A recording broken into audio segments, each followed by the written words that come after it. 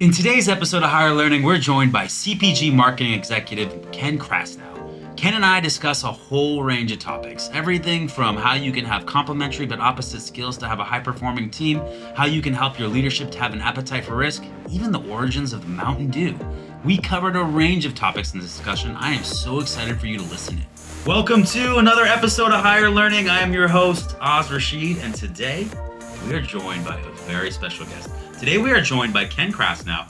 Ken's a marketing executive, formerly worked at PepsiCo and Henkel, most recently the chief marketing officer at Dr. Praeger's. How you doing, Ken? Awesome, doing great. It's wonderful to be here with you today. I am so grateful for you coming on, brother. I love your energy. I'm so glad that we connected. You know, when we were doing our pre-talk, we were talking a little bit about how you have this obsession with continuing to grow, right? And pushing your boundaries. And so the first thing that came in my mind when you told me that is, what are you doing in your personal life to push the boundaries? We're going to talk a lot about your professional career, but I'm so interested to know, what are you doing in your personal life to push your boundaries? Yeah, I think that's a great question. I love talking about that type of thing. I'd kick it off probably with a quote that really drives me, both personally and professionally. And that's by probably heard this one, but it goes, if you dislike change, you're going to dislike irrelevance even more. Ooh, I like that. So, that always reminds me of the importance of stepping out of my comfort zone and embracing new ideas and behaviors, whether that's personally and professionally. Yeah, I love that. And one of the things that, we talk a lot about hiring, we're going to talk about hiring in a little bit, but I think one of the biggest mistakes that companies don't take into account when they're bringing somebody into their organization is that things are not static. And so a lot of times when you are interviewing for a role, the person you might hire somebody and feel like they're going to do so great in this role with this team, with this manager, it's going to be amazing. And then invariably, especially in the world we live in now, things are going to change and there's going to be different dynamics. And now the person that you hired that was perfect for situation A, all of a sudden you're wondering why they're not perfect for situation B. And so that ability to be adaptive and adapt to change is really, really important. So I love that quote. Like, what do you like? Are you big like on the like workout circuit? Are you big on like travel? Like, how are you pushing yourself though in your personal life? So, you know what? In my personal life, I'm really into sports, and I'm really into spending as much time in nature as I possibly can. And I look for those sports that are both physically demanding and also mentally demanding, like really technical. I find it really challenging to be able to, think while I'm under some physical duress. So, for example, trail running. I used to do a lot of triathlons, right? And there's definitely a technical component to triathlons, but I switched to trail running because that's even more technical. Mhm. That race could end really quickly with one wrong turn over a root or rock. So you've got to constantly have, your head kind of down, looking at what's right in front of you, picking your head up from time to time to see what other racers are doing. And I find that really exhilarating. One of the sports too that I love, which you may find a little bit, it may surprise you, is fly fishing. Fly Mm. fishing may not be the most physically challenging, but certainly from a mental perspective, oh my goodness! And actually, this weekend I found myself all wrapped up in my fly fishing line, and it was knotted everywhere because the fish were jumping out of the water, and I got excited. And I made a mistake. And what I could have done was I could have just cut the line, retied the flies, and gotten out on the river quicker. But I said, you know what? Here's a great opportunity to practice calm, cool collectiveness, under a bit of stress. And so what I did was I just stayed with it. I slowly untied myself from those knots, you know, retied and got out there and got a beautiful rainbow trout. Fly fishing as an allegory of life. It feels like every fly fisherman I've ever met also has that kind of that thought process. My father-in-law loves fly fishing. I assume you've seen A River Runs Through It. Of course. Great movie, amazing movie. Brad Pitt. I don't think a lot of people have seen that Brad Pitt movie, but I watched that when I was a kid. My dad loved it. I loved it. Great, great movie. Are you big into like you're not into like survivalist or anything like that? Like do you go out and stay out in nature like in any type of duration or no? No, I don't do that. The closest thing I've done to kind of risking, a life and limb is really surfing. And we're not known for tremendously large waves here on the East Coast, but they can get pretty big at the Jersey Shore. And there have been several times I've been inspired to swim out with the big boys pretty far out there and try to tackle waves that I probably shouldn't or have no business trying to tackle. And I've been held underwater for longer than I would have liked.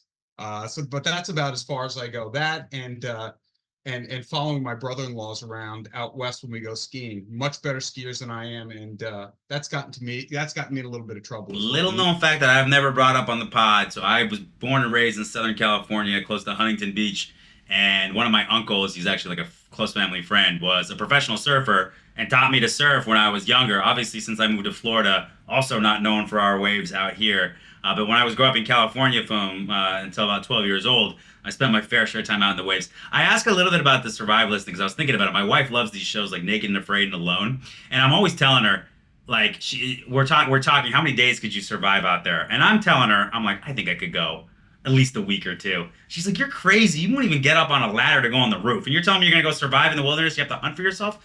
And I'm like, I'm a survivor. I got this. So you know what, Ken? We might have to figure it out. When we're gonna go on one of these camping trips, I'm gonna prove my wife wrong and show her that I can handle the elements, okay? If you go out there with me. Help me push my boundaries. All right, now let's talk about professionally, okay? Is there a time where, because this is obviously something that's important to you in terms of where you're at and in your career as well, is there a time that maybe you pushed your boundaries a little bit too far early on in your career and realized that being a little bit more measured or having that governor kind of pull you back is really important as you look to push your limits? Yeah, I think so. Like early in my career, I started on the agency side, and in an account role, in a creative conceptualization role, and that environment was very free flowing. Let's say, on the agency side with ideas, and always kind of considered myself a big idea guy. When I made the move over to the corporate side, I had to kind of adjust and flex my style to a very different atmosphere, and I remember kind of getting excited in meetings and coming up with these ideas and expressing my thoughts in let's call them very colorful ways. And I think that kind of got people thinking, man, this guy's really creative, but like, where's he going with all this stuff? And in order to bring people along, I learned I really needed to adapt my style and make sure that people saw the energy, the passion, the great thinking, the big ideas, but it was, packaged, in a way that was, let's say, a bit more subdued than you might expect, on the agency side. Yeah, you're on the. I know you're on the lookout for your next opportunity. I'm interested when you get in your next role and you're hired into your next role. What are you going to step into that company being like top 5%? What are people getting like the new fully formed you that's been evolving over this time? You've been on the agency side, you've been in the C-level role, you've been in the corporate role. Like, what is it you bring to the table that might differentiate you from similar people who've had experience similar to your own? I think, my towering strength is really my creativity. I'm not only kind of personally creative, where you can lock me in a room and I'll come up with ideas that are well rooted in the business goals and overarching strategies. But I also have an ability to create an environment that enables people to feel kind of that their ideas are welcome, that it's safe to express their thoughts and ideas, and that they'll be recognized for great ideas that help move the business forward. I love that. As you go through this process, I know that you want to be with companies that are growth oriented, the ones that are going to be open to kind of pushing their boundaries and taking, good risk, right? To enable to kind of grow or do something really innovative or really creative. What can be really tough though is to understand that during an interview process or why what you're seeing online or what's externally facing versus what the real day to day like is in a company. How do you identify those types of companies in your interview process so you know you're walking into a place that's going to fit, what your strengths are and your skills are? Yeah, I think that's a really, really good question. And I would say, like, what you can do is you can look at the job description. That job description may be more revealing than you think. For example, I recently read one that said it was a Steve Jobs quote that they actually had right there in the job description. It said, "People think focus means saying yes to the thing you've got to focus on, but that's not what it means at all. It means saying no to the 100 other good ideas that there are. And I thought, wow, what a really cool statement to make right within the job specification. And to me, that signaled that here's a company that really understands businesses don't fail because they starve from lack of good ideas. They fail because they drown in all the possibilities. And it's so important to keep an open aperture, but to have, and have big, audacious goals, but to have a framework that enables you to hone in on those few big bets that are going to be really big game changers. So to me, that signaled that this is a company that really gets it in terms of driving growth. And it enabled me to ask some probing questions when I had the opportunity. Yeah, I mean, so I got a couple of things there that stand out to me. I have a whiteboard in my room, and on the top of it, I wrote a quote: "There will always be more good ideas than there will be ability to execute against those ideas." Right? As an entrepreneur and somebody that famously has constantly got the next great idea, I had to bring myself in and hone in my focus because you're right. It's about not being mediocre at a bunch of things or chasing a bunch of different shiny objects. It's about really honing in and figuring out that one great idea, but then being incredibly focused on executing against it and taking and bringing it to reality. Ideas at the end of the day are a dime a dozen. The ability to execute is really really key. So I love that. The other thing that you said that really stands out to me is, and I've talked about this many times on the pod, but I really believe that recruiting in a lot of ways is marketing, right? And really actually fits more in the marketing realm because if you think about when a role goes out to market, obviously you're marketing it out to all the different people that you want to get the role, and part of that is the job description, right? The job description as this skills inventory or something that we cut and paste and put together, to me, is a real disservice to your company. If you think about it, it's one of the first touch points of any lead of somebody that's eventually going to work at your company. And yet we don't treat it that way. We have like this like skills box and like these, you probably cut and pasted from Indeed.com and made a couple changes and changed your company name, where really you're trying to speak to the market about who you are, what you're about, and what you're going to do in this role. So one of the things that we try to do here at our company, we try to advise our clients is, what will you learn in this role? What will you get from this role? Why does this role make sense? And what type of person fits in this role? More so than bachelor's degree required or 10 years of digital marketing experience, right?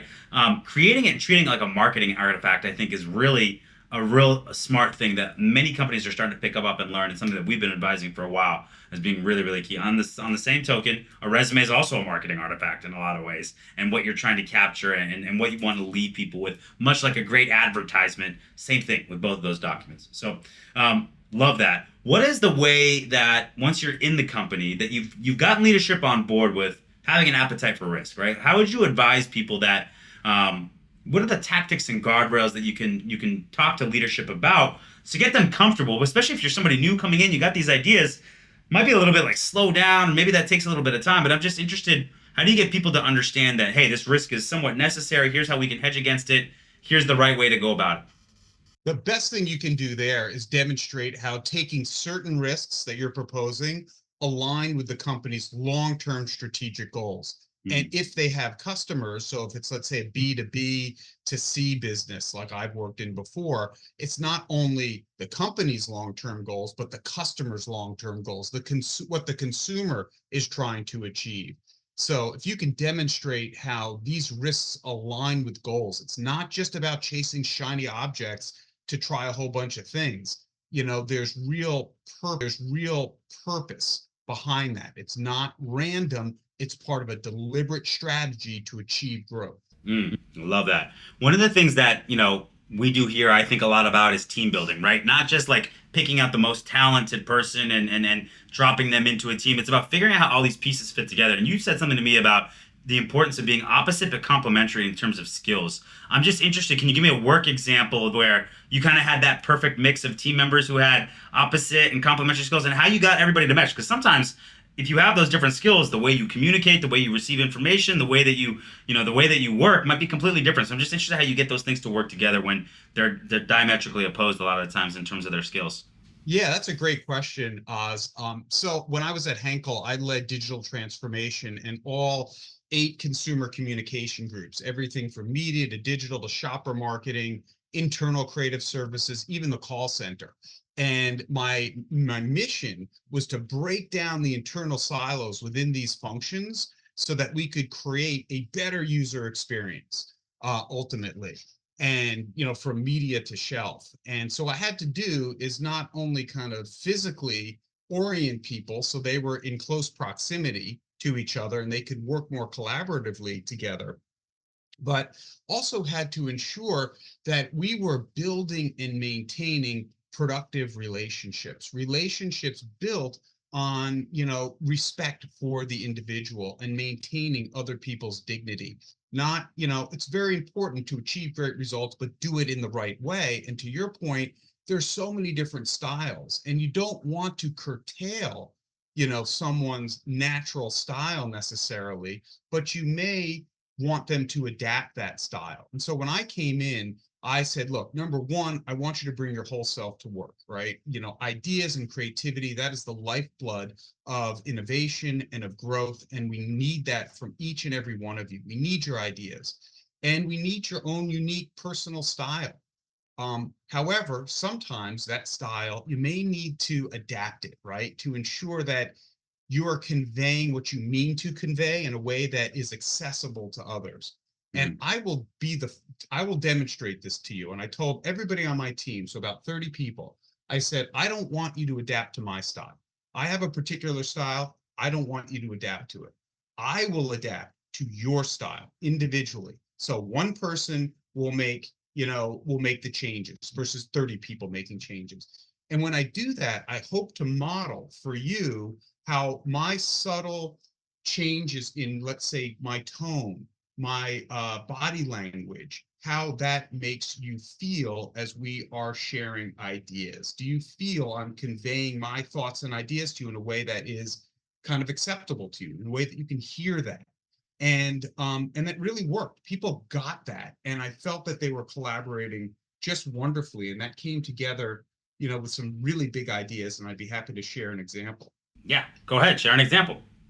So so I'm sitting in my office and I have the call center, a person who runs the call center right outside of my office, and everything's glass so I can see her. And I see her just laughing, and she's just having a great time, and she's looking at these colored pieces of paper. And I come out of my office and I say, Melody, what's going on? Looks like you're having a great time. Let me in on it. And she goes, Ken, you're not going to believe this. We are getting love letters from our consumers. I said, love letters? What are you talking about? Well, people are sending us, these notes that extol the virtues of Persil, our laundry detergent brand, our top laundry detergent brand in globally and in the US. And I read these letters, and it was really crazy. I mean, in a good sense, people were talking. There's one woman that said her husband was not an effusive guy, but he came home from work after a day of work, and he kissed his wife and thanked her for the laundry. He smelled so good and felt so good, it actually made him feel better that day. And that is truth. And we looked at that, and we looked at these letters, and we went online and we looked at our ratings and reviews more carefully. And we saw that one after the other, we saw all these incredible over the top, comments about the Persil laundry detergent brand, much different than what we saw from our competitors. And so we took that idea. So this woman had a penchant for deeply understanding, the consumer, right? That was her job. It's her vocation. And she brought that insight to me. I took that insight to others, to people who were big idea thinkers, right? And they came up with several big ideas and ways that we could leverage this insight into a communication strategy. And when the idea was shaped, I brought that to real solid tacticians, commercial operators, who were able to think about all the little nitty gritty details of a media plan and a shopper activation plan. And they kind of fleshed out the executional details. And then we brought all of that work to some of our analytic friends on the team who were really, really great at sussing out leading and lagging indicators and measurement methodologies that would really help us understand quickly, how this campaign was doing so we could optimize in real time and end up with a great, return on ad spend. And at the end of the day, we ended up improving our ad spend from from what we were targeting to over $6. So $6 in revenue for every dollar invested from a Wow. return on ad spend investment. Wow. What a fantastic story.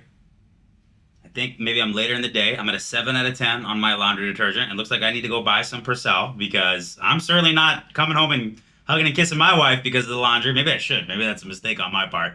That's fantastic. I love to feel people getting emotive and excited and engaged about the products. That's got to feel good as a marketer. And they're just giving you like kindling right there to kind of set it on fire. So that's awesome. It's always better to market when you've got a fantastic product. What a great story. I appreciate you sharing that. Consumer packaged goods, CPG, as an industry, I mean, I've known this throughout my career. Whenever we've worked on any marketing roles, and we're lucky to have a bunch of CPG clients, but even when we're not working with CPG clients and they're looking for marketing talent, a lot of times they want us to go to that industry and bring it into their company, even if it's technology or retail or financial services or whatever it may be. I'm just interested. Why do you think companies target CPG? What is it about like the process there or the offerings there that leads to, the great creative and marketing minds that have kind of spent their time in that space? That's a great question. And I think it's a couple of things. I think first and foremost, it's highly competitive, right? Fast moving consumer goods, is there many brands competing for limited consumer attention on very crowded shelf spaces, right? And so this requires CPG marketers to place a strong emphasis on understanding consumer behavior, preferences, and trends. And they, invest the time and the effort and the resources to really do the market research and the data analytics to surface searing consumer insights, right? And tailor those insights to marketing strategies that don't just solve the functional consumer problem, but also emotional consumer problems and social um, ideas that consumers have about themselves that they want to articulate through their brand choices. Wow. Let me ask you something. You worked in CPG throughout your career. What was the product that you got the most unsolicited customer excitement about? Was it Purcell or was it something else? Something at PepsiCo? No. That was Mountain Dew. Ha So ha. Mountain Dew was like no other. I mean, people were actually tattooing the logo on their bodies. They loved that product. And it wasn't just adrenaline seeking kids, it was, really all ages, all demographics that really tapped into the exhilarating lifestyle that Mountain Dew was providing a window into. And so that was just incredible, and it led me to do a little bit of research, and I found that every at 1 out of 3 Mountain Dews was purchased at Walmart. And so Walmart was a really big customer of ours. And I was like, you know what? I met with the buyer and I met with the marketing folks at Walmart. I said, we got to celebrate, the Walmart shoppers' love of Mountain Dew. We got to celebrate it. And I came up with an idea called the Year of Dew. And what we were going to do is we were going to bring Walmart shoppers exclusive products, packages, and experiences all year long that they could only get at Walmart. And that program was so successful because it tapped into the deep love that people had at Mountain Dew, the Walmart shoppers had for Mountain Dew. And the program, we ran the program for 3 years. It generated tens of millions of dollars in incremental sales. I love that. I'm going to put my hand up. If you go onto our website, you'll see under my leadership profile that this was outdated, but I drank a lot of Diet Mountain Dew in my day. It's one of the best tasting. I remember it's one of the products that like it doesn't even taste like it's diet, and it's great, and obviously a great caffeine jolt. I remember me and one of the former partners we used to have like we'd buy our 2 Mountain Dews a day, Diet Mountain Dews a day, and use that to get us through the day. I also remember, and this is from a long time ago, the Get Vertical with Mountain Dew marketing program from way back in the day. Do you have any sense of how they came up with the name or any of the kind of origin story around Mountain Dew or? How they came up? Yes, well, Mountain Dew. Oh boy, oh man, Mountain Dew back in the 50s or whenever. It really was. It was developed in the South, and it was, the whole idea. It was really about refreshment and reinforcing kind of refreshment cues, and It was literally the dew that you could find early morning on the mountain.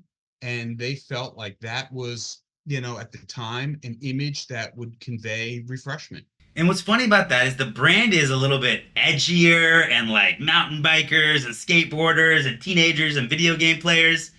But then you have this beautiful thought of Mountain Dew, a dew out in the mountain as you wake up in the morning. Wow, what a story! Wow, who knew we were gonna get the Mountain Dew origin story here? I'm so excited. I'm gonna get me a Diet Mountain Dew right after this. I need some more energy, maybe. All Yeah, right. now I don't think people really make those associations with the mountain and the actual, water left on the grass and the leaves. I think if No.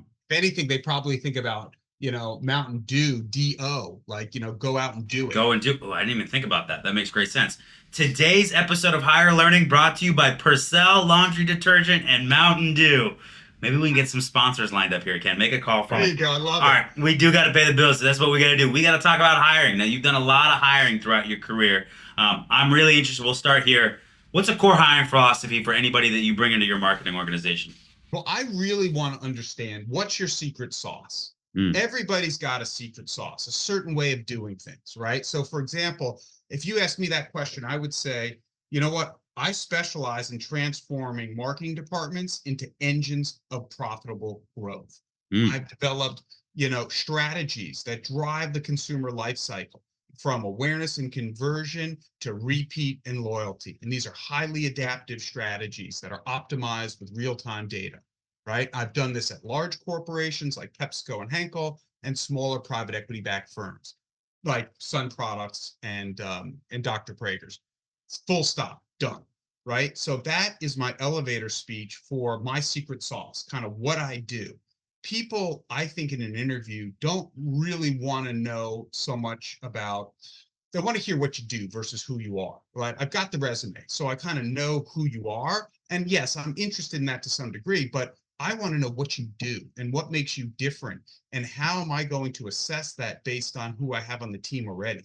Remember, I'm looking for those complementary skills. And so if you tell me kind of what your secret sauce is and how you do things, I know you put a lot of thought into your kind of unique, relevant personal brand value proposition, and B, it better helps me understand where kind of you could help the team, grow. I love that. Tell me your secret sauce. All right, what about if I asked you about a memorable interview experience? Maybe when you were interviewing for or you were interviewing somebody. When I ask you that, what comes to mind? Oh my gosh. I was recently interviewing. I thought this was fantastic. And this person said to me, so what's your hot take? And I'm like, so fortunately I have 4 kids, right? And I Me know what too.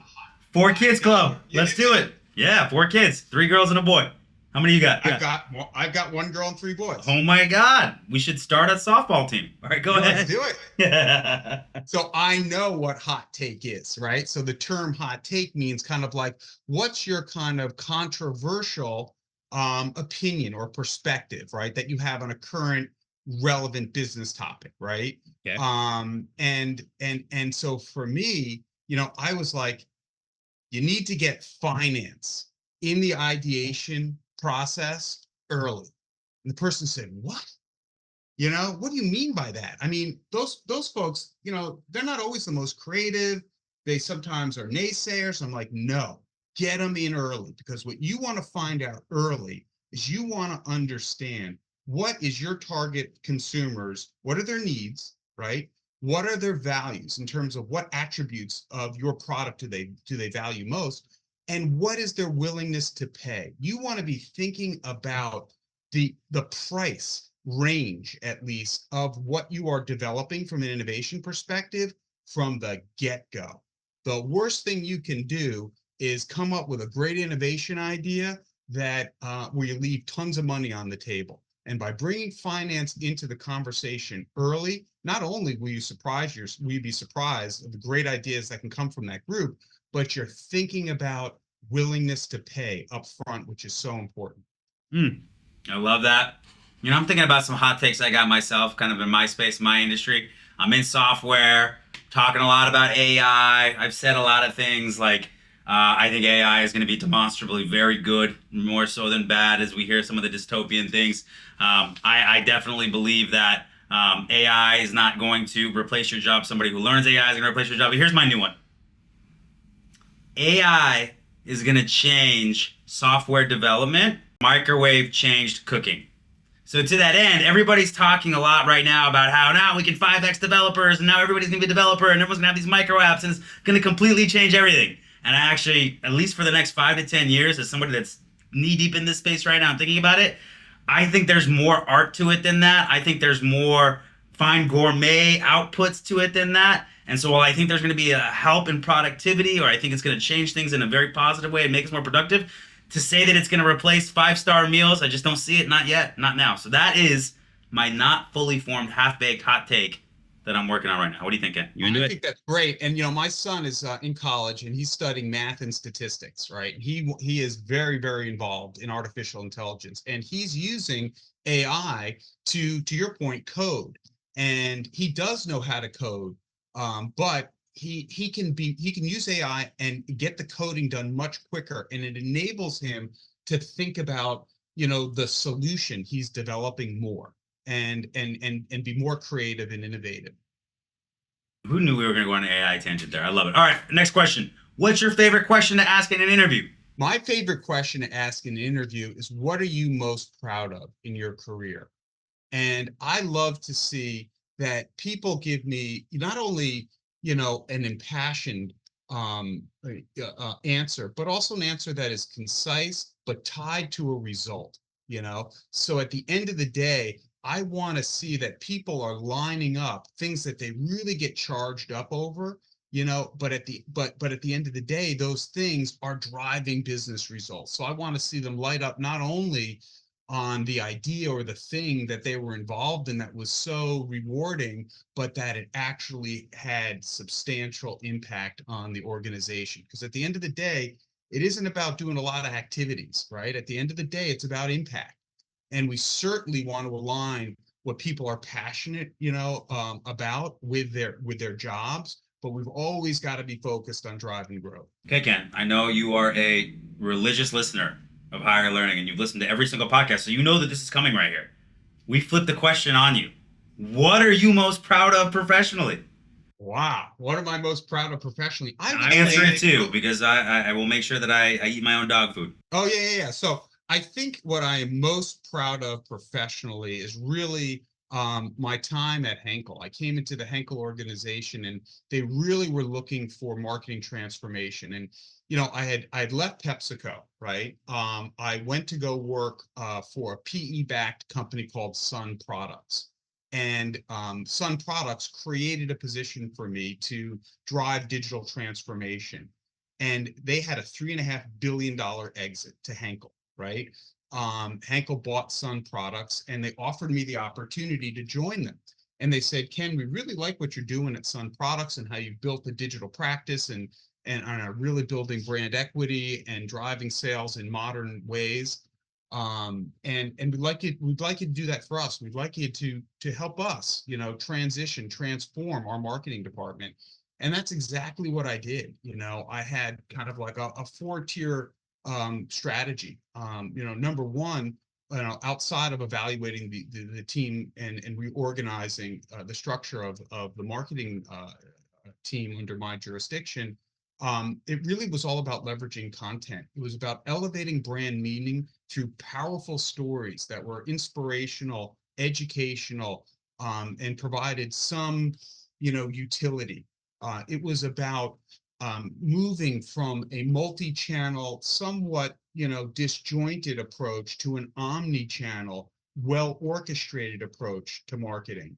And it was about devising, implementing, and monitoring digital practices across the enterprise that improved our return on investment by 2-3x.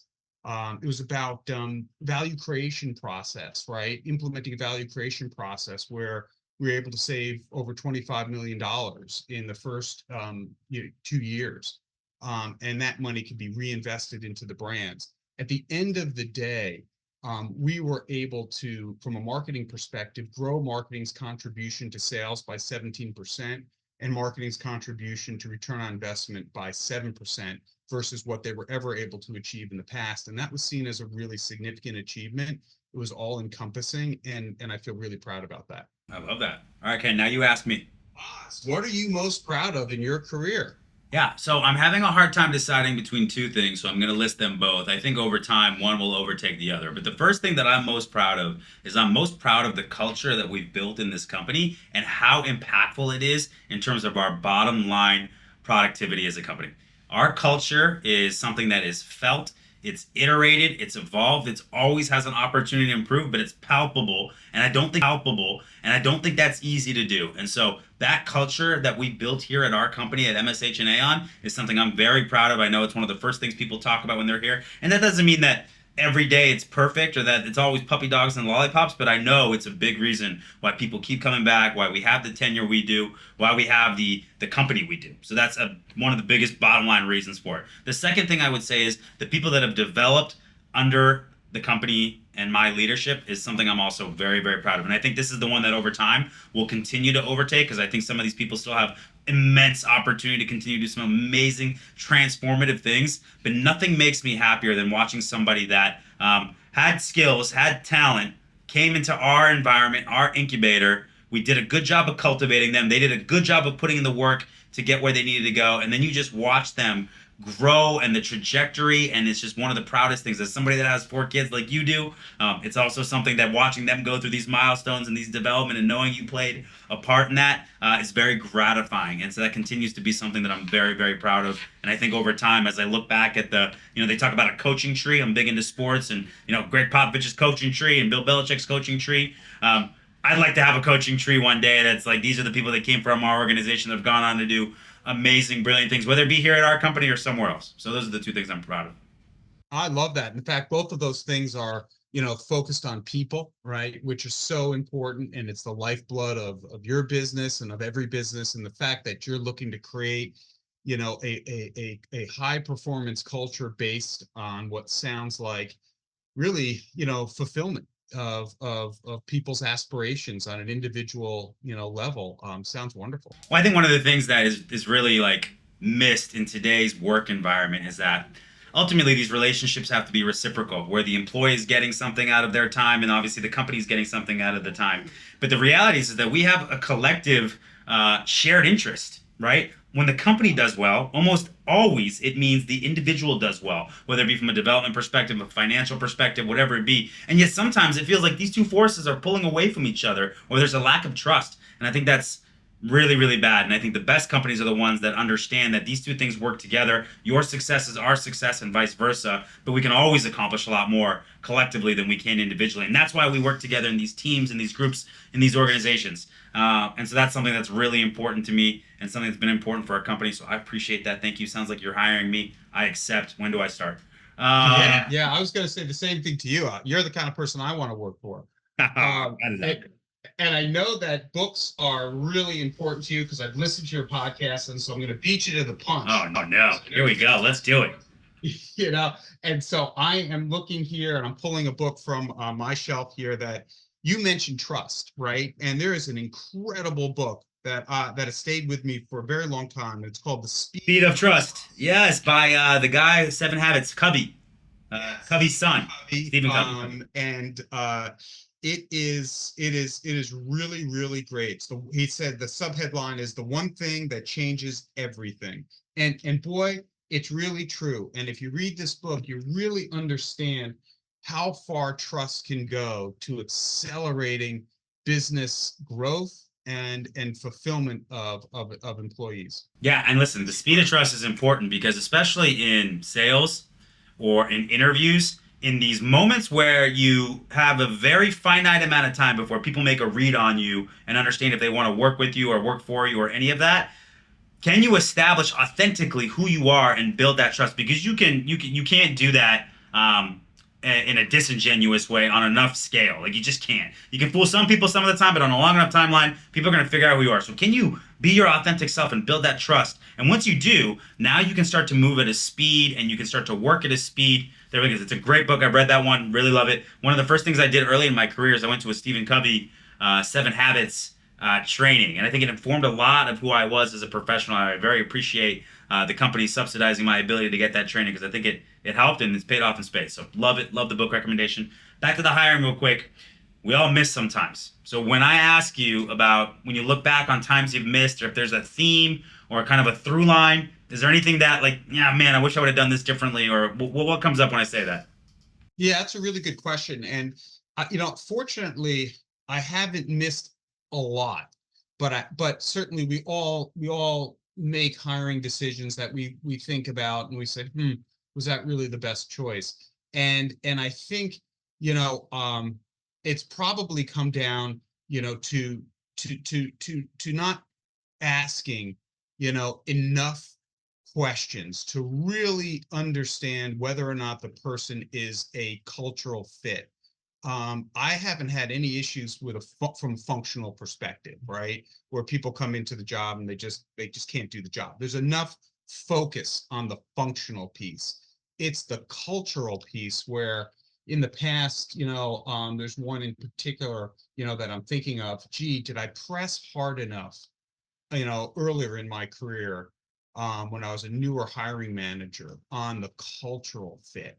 Mm, Just like you talked about how important culture is, it really does eat strategy for breakfast. And, one, let's call them overly cynical, overly pessimistic person can really, really, really cause some damage. And sure. it takes a lot to dig out of that. Love that. Totally right. All right, what about let's flip it. If I ask you to think about the best hire you've ever made, does somebody come to mind? Is any? I'm going to flip it on 10. I have the person in my head and I'm just smiling, right? And this person was really a culture giver. Mm, That not only was this person very smart and extremely poised under pressure, and when they made mistakes, I loved it because when mistakes happened, they weren't frequent, but when they did happen, the person would come right to me, right? Didn't try to sweep it under the rug and demonstrated the right behavior. Hey, look, Ken, this is what happened.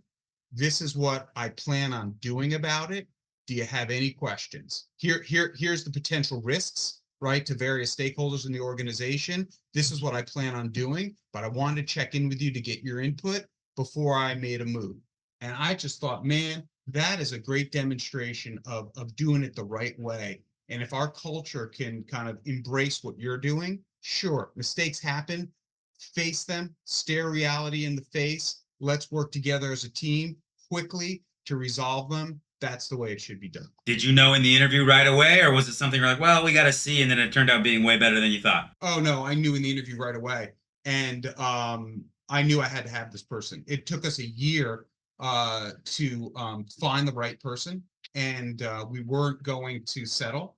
And we found the right person, and I knew it, and I moved as quickly as I could to bring that person on board, and I'm happy to say I was right. And to your point, in terms of the tree, that person has gone on. They're a successful CMO right now, and I've recently been a feeder into their organization, recommending talent for this person to continue to build his team out.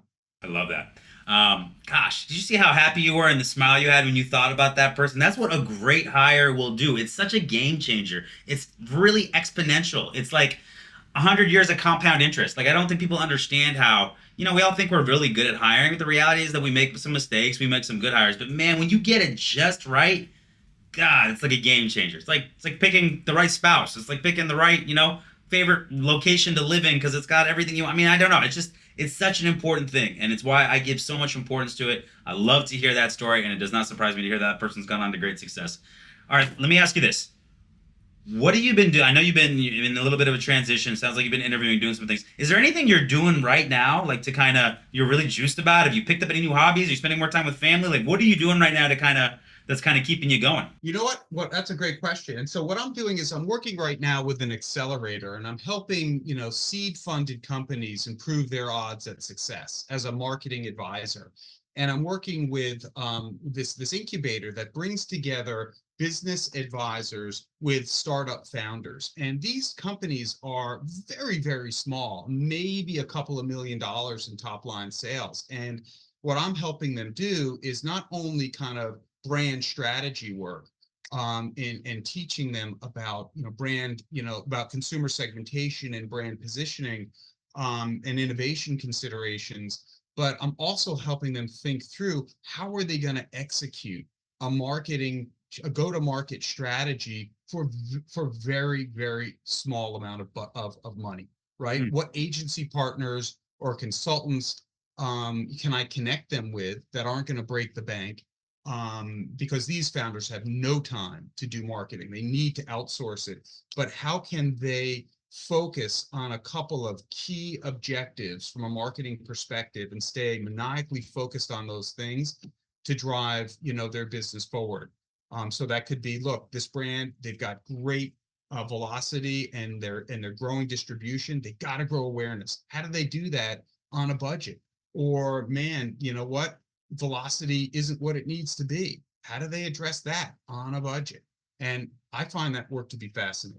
I really like that. I'm going to follow up with you on that because I've been doing a lot of work right now on segmentation and positioning and thinking. So I'm going to want to pick your brain on this. I'm going to follow up with you on that a little bit. All right. Please All right. do. Please do. You stole my thunder on the book stuff. So I appreciate that. We're going to end it right here, Ken. If you were able to amplify one nugget of career advice for young Ken, 20-year-old Ken, that you didn't know then, but that you know now, what would it be? One piece of career advice that I know now that I didn't know then, I would say that it would be, it all works out in the end. And if it hasn't worked out, it's not the end. Oof, I like that. It all works out in the end, and if it hasn't worked out, it's not the end. That's a good. I like that. It's gonna take it light. You know what? It's Monday's problems, right? These are issues. They're all issues that we face in business every day that can feel stressful and feel overwhelming. It's not like Band of Brothers and going to war. It's important, it's serious, but it's all going to work out. You can find a way.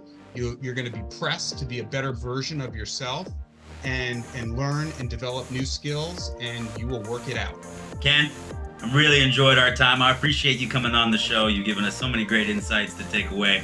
Thank you for spending some time. I also want to thank our sponsors, Mountain Dew and Purcell Laundry Detergent. Thank you so much for everything you do for the show.